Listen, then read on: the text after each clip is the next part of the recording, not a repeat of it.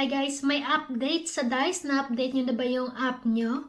So kung titingnan natin, pag-click natin yung DICE, iba na. Unang lalabas yung gaming control. Tapos dito na. So sobrang colorful na yung sa DICE natin. Tapos dito sa gitna, yung pananim natin, 'di ba? So makikita natin yung kung ilang minutes yung nandyan para mag-harvest. Dito naman sa gilid, itong sa DICE, makikita po natin na tinanggal na nila yung secret investigation. Dito naman sa dalawang corner, yung kulay green, makikita natin na nilagyan nila ng rose. So kapag napunta tayo dyan sa light green corner na yan, lalabas yung rose, tapos lalabas yung tatlong users. Pipili ka kung sino yung sisindan mo.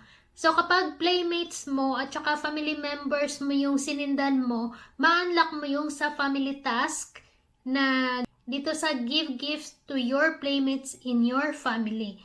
So, yan, ma-unlock mo yan dyan. Hindi mo na kailangan mag-trade ng 10 coins para lang ma-unlock yung sa task dyan. So, pwede na yung rose kung wala tayong coins. Ito naman, kapag napunta tayo dito sa, yung sa acquisition, ganun pa din naman siya. Pipili tayo ng tatlong users. Napapansin ko, kagabi, ang lumabas po dito, hindi lang yung ka-family members natin, kundi kung sino yung ka-playmates natin, yun ang lumabas. Tapos, dito naman, same pa din yung sa, sa trigger event. Kung mapunta tayo dito sa red packet na yan, either makakuha tayo ng red packet, or yung dice, or yung increase. Okay, so pakita ko po sa inyo, maglaro tayo. So, times 10 na yan, no?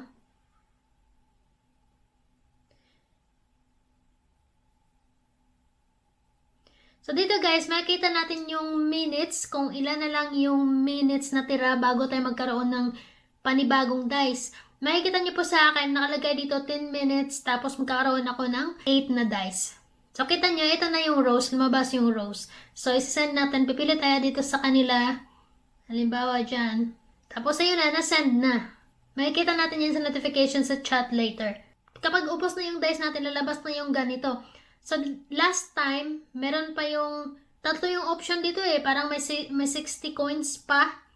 Ngayon, wala na yung 60 coins. 500 coins na lang natira, tsaka yung 900 coins. Ingat kayo kapag nagmamadali kayo, tapos may coins kayo, baka mapindot nyo yung sa 900. Naku, sayang yung coins. So, dito guys, nag-level 80 na yung aking room. So, dito guys, makikita nyo po, yung sa chat, yung gifted, yung rose. Kung kanina ko ginift yung rose, makikita natin dito. Dito sa dice, maganda kapag naglaro tayo, tapos meron tayong ka-CP, kasi meron siyang bonus. Kapag wala tayong ka-CP, wala siyang bonus. So, yan lang naman yung update sa ngayon tungkol sa dice. Sana hindi na ibalik yung merong secret investigation kasi nga yung last time, siguro mga lahat ng plots nandito, butas yan. Yung natira na lang is yung secret investigation, yung sa newspaper, at saka yung sa family fleet lang yung natira na walang butas. Tapos, syempre, wala ka na makakuha ang golds kasi puro na lang yan butas, butas, butas. Alam mo, parang mainis ka.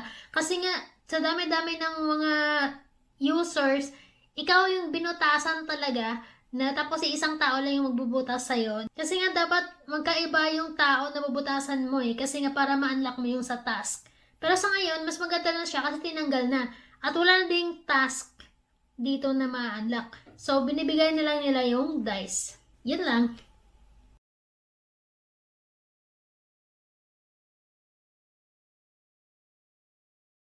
You'll see us for our next video. Thank you for watching.